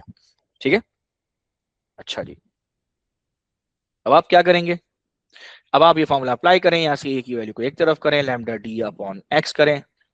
सो लैम्डा की वैल्यू कितनी है, 680 exponent negative 9 multiply by 2.4 divided by x की वैल्यू 8.5 एक्सपोनेंट माइनस का 3। जी बच्चों क्या जवाब आया, 1.9 times 10 to the power minus 4. हाँ भाई वाह, अरीशा पहले से करके बैठी हो। नहीं, अब अभी क्या बात है Arisha, congratulations, you have been nominated for the Nobel prize. Wow, 3 4 -4, ठीक है, -4 होगा मीटर्स में, 1.92 है तो राउंड ऑफ होके 1.9 पे आ जाएगा, सी इसका करेक्ट आंसर होगा। ठीक है बच्चों, आगे चलते हैं। The diagram shows the stationary wave on a stretch spring at an instant in time. ठीक है, स्ट्रेच स्प्रिंग है, two particles on the spring P and Q are shown. Which statement about the vibration of the particles P and Q is correct? ठीक है, stretch spring है, आ रही बात समझ में। ठीक है, तो भाई बात ये कि जब स्ट्रेच स्प्रिंग की बात करें ना, तो उसमें बन रहा है तो दोनों पार्टिकल जो हमेशा इन फेज होंगे। ठीक है, यूं समझे, इस तरह से मूव करेंगे, तो ये मेरे ख्याल में स्टेशनरी वेव का कॉन्सेप्ट है। तो अगर ये नीचे जा रहा होगा तो जाहिर सी बात है ये भी नीचे जा रहा होगा, सारे ही नीचे जा रहे होंगे, तो इस हिसाब से they are always in phase. ठीक है, they are always in phase, नहीं खत्म, स्टेशनरी वेव बोला हुआ है, कहानी खत्म, they are always in phase. Green laser light passes through a diffraction grating and forms an interference pattern. Diffraction grating contains 400 lines per millimeter. LPI जैसे हमने पढ़ा था ना, लाइंस पर इंच, वो दिया हुआ है, 1/d की वैल्यू है। सो 1/d की वैल्यू दी हुई है 400 पर मिलीमीटर। सो d की वैल्यू कितना हुआ, 1 millimetre into 10⁻³ divided by 400। So 1 exponent -3 divided by 400, तो ये हो जाएगा 2.5 इंटू 10⁻⁴ 1 2 3 4 5 6 -6। वैसे लिखना चाहिए मीटर पर लाइन, लेकिन मैं मीटर पर लाइन मैं लिखता हूं, वैसे मीटर्स लिखना चाहिए। फिर सुन लें, वैसे मीटर लिखना चाहिए लेकिन मैं इसको मीटर पर लाइन लिखता हूं ताकि दो लाइंस का सेपरेशन मुझे याद रहे। ठीक है, वैसे पर इसको आपने सिर्फ मीटर ही लिखना है, लाइंस वाइज नहीं लिखना। ठीक है, तो 2.5 आ गई डी की वैल्यू। ये क्या है, वेवलेंथ है 550 nanometre. What is the highest order diffraction, what is the highest order diffraction maximum produced by the grating, highest order of diffraction. तो भाई वो मैंने आपको बताया था साइन 90 लगा दीजिए, 90 डिग्री पे आपको मैक्सिमम पता लग जाएगा। और उसके लिए मैंने आपको रेशियो बताया था N max is less than D upon wavelength. ठीक है, सो डी की value 2.5 into 10⁻⁻⁶ divided by 4 divided by 550 exponent -9। जी बच्चों, 2.5 एक्सपोनेंट -6 डिवाइडेड बाई 550 एक्सपोनेंट -9, तो ये आ जाएगा 4.54। तो हम 5.54 को इग्नोर करके सिर्फ 4 को लेंगे जो कंप्लीट है। तो इसका मतलब ये होगा, ठीक है, इसका मतलब ये कि अगर ये एक तरह की स्क्रीन आपको ऐसे रखी हुई है, अब इसने बोला नहीं ना स्क्रीन कैसी रखी हुई है, first pattern direction getting, what is the highest order पूछ रहा है। n इज इक्वल टू 0, उसके बाद 4 ऑर्डर बनेंगे, n is equal to 1, n is equal to 2, n is equal to 3, n is equal to 4। बोलो कितने ऑर्डर बने बच्चों? 0 1 2 3 4 4 4 नीचे भी तो बनेंगे 2 सर 3, सेंटर वाला भी है फिर? बिल्कुल बिल्कुल 9 आंसर होगा। कैसा? ठीक है, सो वो भी लेंगे। There is a potential difference V across the resistor, इसको मैं मिटा रहा हूं, टोटल 9 हो जाएगा, इसका आंसर होगा डी।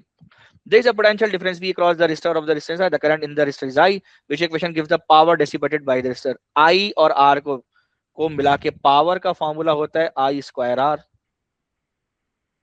है। अच्छा अच्छा अच्छा, तो दूसरा वाला V स्क्वायर अपॉन R। ठीक है, तो V square upon R D correct answer होगा। ठीक है, सो इसका डी करेक्ट आंसर है, सिंपल। क्या पूछा था इसने, मजाक किया था। What is the possible charge on a particle? ओए होए हो, ये तो बच्चों वाला है, क्वांटाइजेशन का कॉन्सेप्ट मैंने आपको बताया था, याद करें। मिनिमम चार्ज जो इलेक्ट्रॉन पे होता है वो 1.6 इंटू 10⁻⁻19 कूलम होता है। अब इन चारों को इस वैल्यू से डिवाइड करें, जो वैल्यू होल नंबर में आ जाए, यानी डेसिमल में ना आए, ठीक है, तो उसको आप एक्सेप्ट कर लेंगे। देखिए ये चार्ज ऑफ इलेक्ट्रॉन है, तमाम वैल्यूज को चार्ज ऑफ इलेक्ट्रॉन, तमाम वैल्यूज से चार्ज ऑफ इलेक्ट्रॉन को डिवाइड करें, डेसिमल में आंसर ना आए। 6.4 इंटू 10⁻⁻20 डिवाइडेड बाई 1.6 इंटू 10⁻⁻19। जी कौन आंसर बताएगा? 6.4 एक्सपोनेंट -20 डिवाइडेड बाई 1.6 एक्सपोनेंट -19। पर वाले को मैं x कर देता हूं, जिंदगी आसान। तो 6.4 एक्सपोनेंट -20, ऊपर वाले से आंसर आ रहा है 0.4, तो ये पॉसिबल नहीं है, डेसिमल में आंसर नहीं आना चाहिए। क्वांटाइजेशन का उसूल याद रखिएगा। अगर एक बंदा कह रहा है कि मेरी जेब में 10.5 रुपए, अच्छा छोड़ू आदमी 10.5 रुपीज, तो चेक करो मिनिमम कैश करेंसी कितनी की है पाकिस्तान में, हमारे मुल्क में मिनिमम कैश करेंसी 1 रुपए की है, तो उसको मिनिमम रुपीज से डिवाइड करो। अगर ये आंसर 10.5 डेसिमल में आ गया तो वो झूठ बोल रहा है, ये रूल है। तो मैंने वही किया, उसके क्लेम से इस वैल्यू को, मतलब उसका जो क्लेम था उससे मिनिमम वैल्यू को डिवाइड कर दिया इलेक्ट्रॉन के चार्ज को, तो डेसिमल में आ रहा है, तो ये इनकरेक्ट है। दूसरे को भी करके देख लेते हैं।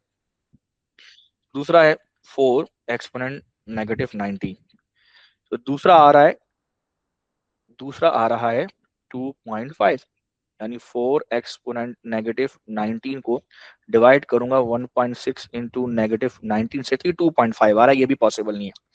तीसरे में क्या करूंगा, 1.12 इंटू 10⁻⁻18 को डिवाइड कर दूंगा 1.6 इंटू 10⁻⁻19 से, 1.12 एक्सपोनेंट -18, ये वैल्यू आ रही है 7, ये सही आंसर है, ये डेसिमल में नहीं आ रहा।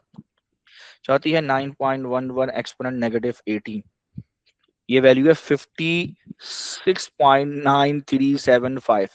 चलो भाई कर लो, 9.11 इंटू 10⁻⁻18 डिवाइडेड बाई 1.6 इंटू 10⁻⁻90। ठीक है, तो ये आ रही है 56.93। तो इस हिसाब से आपका ऑप्शन सी करेक्ट है।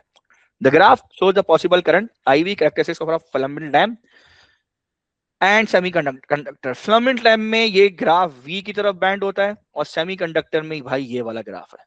तो ये और ये P एंड R, P जो है वो फिलामेंट लैम्प का है और R जो है वो डायोड का है। ये करेक्ट आंसर है। ठीक है, the diagram shows the circuit containing battery and cell with negligible internal resistance. Okay okay, ये सवाल भी आया हुआ है, पहले सवाल आया हुआ है, मुझे याद पड़ता है। Some values of the current, electromotive force and resistance are shown. One resistor is labeled P. What is the resistance of the resistor R? अच्छा देख लेते हैं भाई, ये किरचॉफ लॉ से होगा। अब किरचॉफ लॉ से करने के लिए मैं इस डायरेक्शन में इधर I1 ले लेता हूं।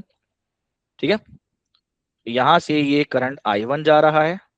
ओके, भी पॉसिबल नहीं क्योंकि दो सर्किट अलग अलग लगे हुए। अच्छा भाई, तो इस डायरेक्शन में करंट ले लेते हैं I1। ठीक है, I1 जा रहा है और इधर से हम ये I2 ले लेते हैं। ये I2 जा रहा है और ये यहाँ पे जो करंट है वो I1 प्लस I2 है। ठीक है, यानी करंट जो P के अक्रॉस जो करंट होगा,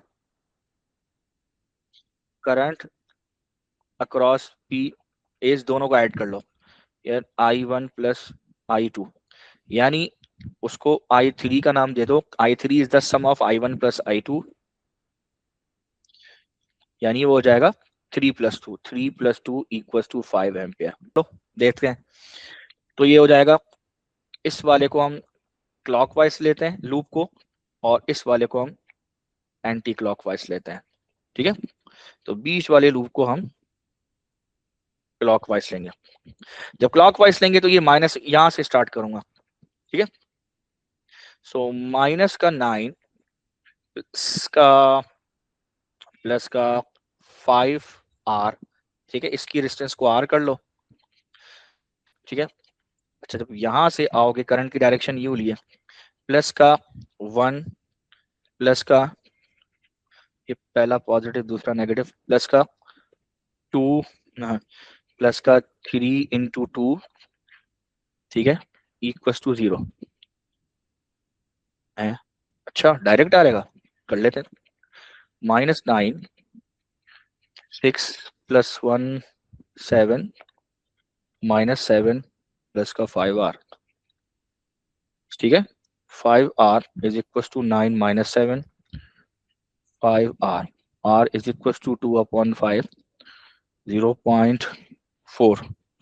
ये करेक्ट आंसर है। जरा मैं देखूं, देखिए हमने क्या किया, इस सवाल को, इस सवाल पे लगाना है किरचॉफ लॉ। ठीक है, अब किया क्या, सबसे पहले तो मैंने ये जो इक्वेशन बनाई है इस चीज को समझिए। अब किया क्या कि मैंने इस लूप को अलग ले लिया, यहाँ पे क्लॉकवाइज करंट चलाया और यहाँ पे एंटी क्लॉकवाइज करंट चलाया। ठीक है, जब क्लॉकवाइज करंट चलाया तो मैंने यहाँ से स्टार्ट किया करंट को, यहाँ से इक्वेशन बनाना स्टार्ट की। तो मैंने सबसे पहले यहाँ से करंट, क्योंकि करंट क्लॉकवाइज चल रहा है तो मैं ऐसे चला, तो सबसे पहले मैंने यहाँ पे इसका पहला वाला सिंबल लिया जो कि माइनस लाइन है, माइनस लाइन ले लिया। अब करंट यहाँ से ये I1 जा रहा है, यहाँ अंदर आ रहा है, यहाँ से भी करंट I2 जा रहा है और यहाँ से अंदर आ रहा है, दो करंट ऐड हो रहे हैं। सो ये 2 एम्पेयर और ये यहाँ से आने वाला 3 एम्पेयर ऐड करेंगे तो बीच में आपका 5 एम्पेयर का करंट है। ठीक है, 20 से आपका 5 एम्पेयर जा रहा है। तो सबसे पहले -9 ले लिया। अब -9 यहाँ से आगे बढ़ के जैसे ही बीच वाले रजिस्टर पे आएगा तो यहाँ पे वोल्टेज ड्रॉप कितना होगा, वो होगा 5 × R, क्योंकि इसकी रेजिस्टेंस को मैंने R कंसीडर कर लिया और इसके करंट को 5, तो ये 5R हो गया। अब बच्चे सवाल करेंगे सर आपने प्लस क्यों लिया, इसलिए कि जिस डायरेक्शन में करंट जा रहा होता है मैं हमेशा रजिस्टर का पहला पॉजिटिव लेता हूँ, बाद वाला नेगेटिव लेता हूँ, हमेशा रजिस्टर में। ठीक है, तो ये पॉजिटिव ले लिया, ये नेगेटिव, तो प्लस का 5R। अब यहां से जब आप इधर बढ़ेंगे तो ये बैटरी एक और लगी हुई, इसका ये पॉजिटिव टर्मिनल पहले आ रहा है तो उसका पहले वाला सिंबल +1 लेंगे। अब जैसे इससे आगे बढ़ेंगे तो फिर रजिस्टर आ रहा है। अब बच्चा ये सोचता है देखो ये नेगेटिव के साथ ये कनेक्टेड है तो ये भी नेगेटिव होगा, नहीं, ऐसा नहीं, करंट जा किस डायरेक्शन में रहा है इसमें, तो पहले वाला पॉजिटिव दूसरा नेगेटिव ही लेंगे आप। आ रही बात समझ में? तो इस हिसाब से जो रजिस्टर है ये वाला, इस रजिस्टर में जब आप वोल्टेज ड्रॉप निकालेंगे तो इसका करंट 3 है, इसका वोल्टेज, इसका रेजिस्टेंस 2 है, तो ये 3 इंटू 2 हो जाएगा। तो देखें +3 इंटू 2 इक्वल टू 0 कर दिया। अब इसको सॉल्व करें, सॉल्व करने के बाद ये 3 इंटू 2 6 हो गया, +1 करें 7 हो गया, 7 वहां जाके -7, ये रहा -7, ठीक है, ये रहा -9, तो -9 उधर जाके हो जाएगा 9 - 7, तो ये 2 हो जाएगा, और 5 वहां जाके डिवाइड होगा, 2/5 0.4, ए इसका करेक्ट आंसर बनेगा। समझ आ गई बात? ठीक है, आगे बढ़ रहा हूं। The diagram shows a circuit with a battery connected to a resistor R. The battery is an internal resistance represented by the resistor R. तो इस a second resistor identical to R is connected in parallel with R, which will describe the changes of potential difference across the R and the current shown, ठीक है, on the ammeter when the second resistor is connected. जैसे ही दूसरा resistor इसके साथ आपने connect किया,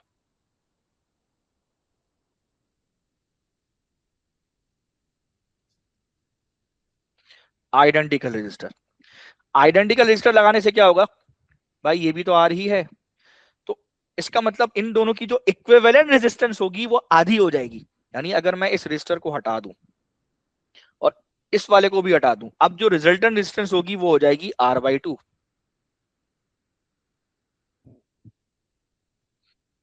या resistance हो जाएगी R/2।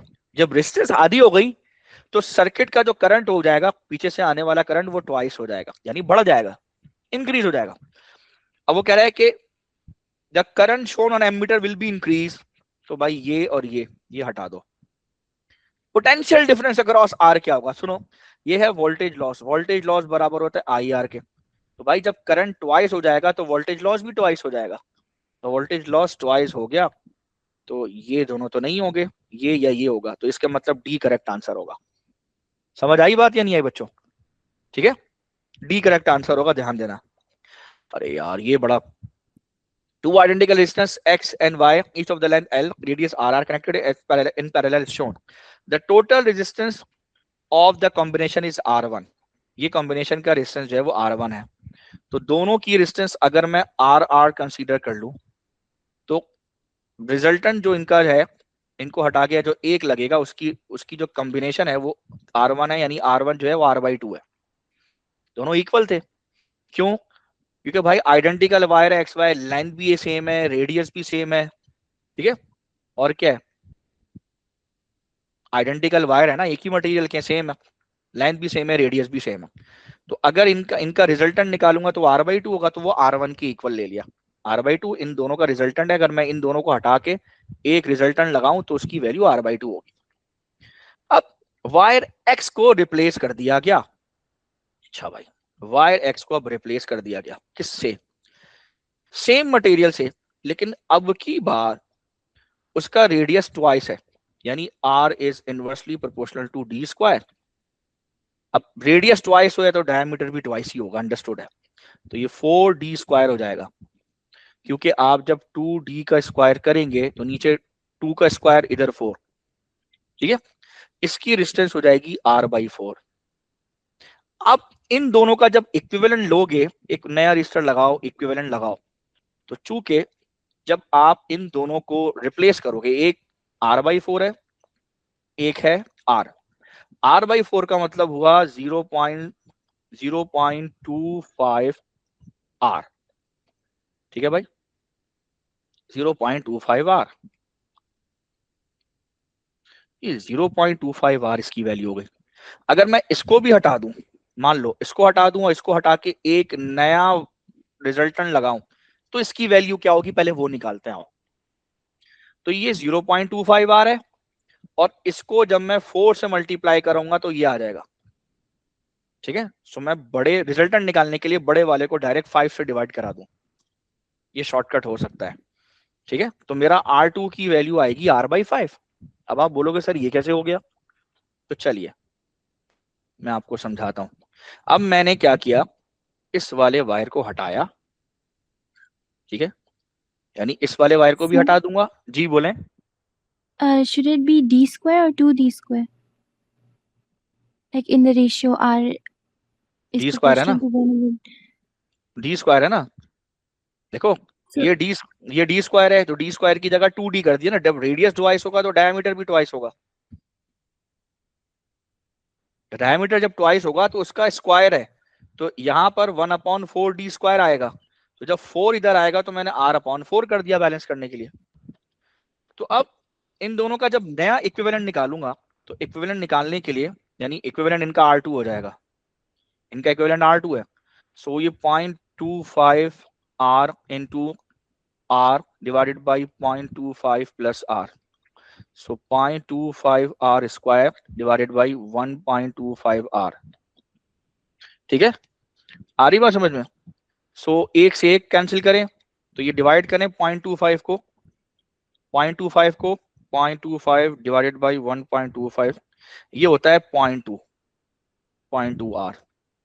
तो R2 की वैल्यू जो नया इक्विवेलेंट है इन दोनों का, इन दोनों को हटा के जो नया वाइड लगाऊंगा, उसकी जो R2 की वैल्यू आएगी वो आएगी 0.2 R। ठीक है, तो एक पुराने वाले का इक्विवेलेंट है R/2 यानी हाफ जीरो R/2, और नए वाले का है 0.2 R। अब सुनिए दोनों का रेशियो निकालिए, सो R1 हो गया, R/2 है ना, R/2 की जगह हम लिख सकते हैं 0.5 R। ठीक है, बल्कि इसको R/2 ही रहने दीजिए, और ये जो 0.2 है, 0.2 बराबर किसके होता है भाई, 0.2 जो है ये बराबर होता है 1/5 R के, तो मैं यहाँ पे लिख दूंगा 1/5 R।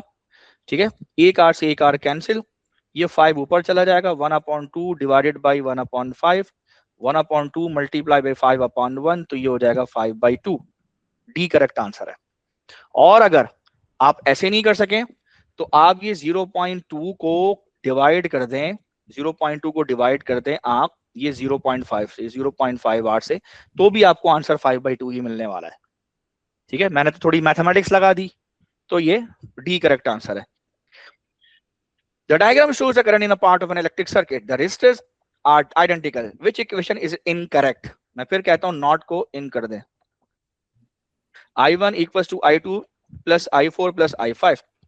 ठीक है, सो I2 equals to I1 minus I3 से I1, अब कौन सी इनकरेक्ट है देखो, तो इधर से जाएगा तो ये देखो I1 है is equal to I2 plus I3 होगा, कुछ यहां आ जाएगा कुछ नीचे जाएगा। ठीक है, और अगर मैं इसको देखूं तो इसका मतलब है कि इक्वेशन ए तो ठीक है आपकी, ठीक है ना, क्योंकि कुछ जो I1 है कुछ I2 में जा रहा है, कुछ I3 में जा रहा है, कुछ I4 में जा रहा है, कुछ I5 में, वो तो ठीक है। इक्वेशन बी भी ठीक है, क्योंकि इक्वेशन बी अगर मैं देखूं, सो जो I1 है वो I2 और I3 में ब्रेक हो रहा है, तो I2 की वैल्यू I1 माइनस I3 आएगी, तो ये बी वाला भी बिल्कुल ठीक है। सी में बात करते हैं। सी कह रहे हैं कि जो I2 वाला करंट है, यानी जो करंट यहां जा रहा है वो ब्रेक हो रहा है आगे जाकर, नहीं वो तो ऊपर वापस आएगा, वो ब्रेक थोड़ी हो रहा है, वो कह रहा है वो ब्रेक हो रहा है I3 I4 एंड 5 नहीं, तो इसका मतलब है सी इनकरेक्ट है। ठीक है, the diagram shows a sequence of the radioactive decays involving 3 alpha particles and a beta। ठीक है, ओहो 3 alpha particle, what is nuclide T, T का न्यूक्लियाइड यानी जो फाइनल जो बनेगा उसका क्या। अच्छा, जब पहला अल्फा निकलेगा ना तो -4 होगा, ठीक है ना, एटॉमिक मास में से एक कम होगा। ठीक है, लेकिन साथ साथ एटॉमिक नंबर में जब अल्फा निकलेगा तो 2 प्रोटॉन भी लेके जाएगा, तो नीचे से 2 भी निकलेगा। फिर एक बीटा निकला नेगेटिव, जब बीटा नेगेटिव निकलेगा तो क्या होता है, न्यूट्रॉन प्रोटॉन में कन्वर्ट होता है, तो एक प्रोटॉन आपका बढ़ेगा नीचे, आ रही बात समझ में, और एटॉमिक मास में कोई भी चेंज नहीं होगा। फिर आप आएंगे अल्फा, दोबारा एटॉमिक मास 4 कम होगा, दोबारा -2 2 प्रोटॉन लेके निकलेगा, और आखिर में फिर एक और अल्फा, एटॉमिक मास 4 कम होगा और नीचे से एटॉमिक नंबर आपका 2 कम होगा। जो टी बचेगा तो अब देख लें, 237 में से 4 निकालें, 233 4 निकालें, और 229 4 निकालें, 225 ऊपर आना चाहिए 225। थोरियम लग रहा है, और चलो एक और है रेडियम भी है 225। अब नीचे देखते हैं, -2 + 1 -1 -2 -3, ये -5, तो -5 यानी 93 में से आप निकाल दें तो 93 में से 2 गया 91 90 हाँ 93 में 91 ये दोबारा 92 90 88 बिल्कुल सही। इस हिसाब से ए करेक्ट आंसर है, सी हमारा इनकरेक्ट हो जाएगा। सही है बच्चों। The number of electron in a neutral atom of isotope of the plutonium is changed to produce a charge of atom ion W. W has an overall charge of 1.6. How many protons, neutrons and electrons are in W? जी भाई, अब वो कह रहा है कि भाई के ion है तो प्रोटॉन तो सेम रहेगा भाई, प्रोटॉन तो सेम रहेगा। आयन प्रोड्यूस किया है प्लस का आयन प्रोड्यूस किया तो प्रोटॉन तो सेम रहेगा, प्रोटॉन विल नेवर चेंज। अच्छा जी, अब क्या होगा, प्रोटॉन तो चेंज हो रहा, अब जाहिर सी बात है प्लस किया ना तो एक इलेक्ट्रॉन रिलीज कर दिया, तो 94 से एक इलेक्ट्रॉन निकल गया तो 93 इलेक्ट्रॉन होगा। इस हिसाब से सी ए करेक्ट आंसर होने वाला है। अंडरस्टूड है। प्लस 1.6 का मतलब है भाई प्लस 1 इलेक्ट्रॉन निकल गया, ये मतलब है, खत्म। यानी एक इलेक्ट्रॉन कम हो गया तो प्लस 1 का चार्ज आ जाएगा। ठीक है। Which particle is lepton? Wow, कौन बताएगा कौन सा पार्टिकल इसमें से लेप्टॉन है? जी भाई जल्दी से बताओ। मीजॉन 2 होते हैं, नहीं होगा। बी करेक्ट आंसर है। Positron. अल्लाह हाफिज, ख्याल रखिएगा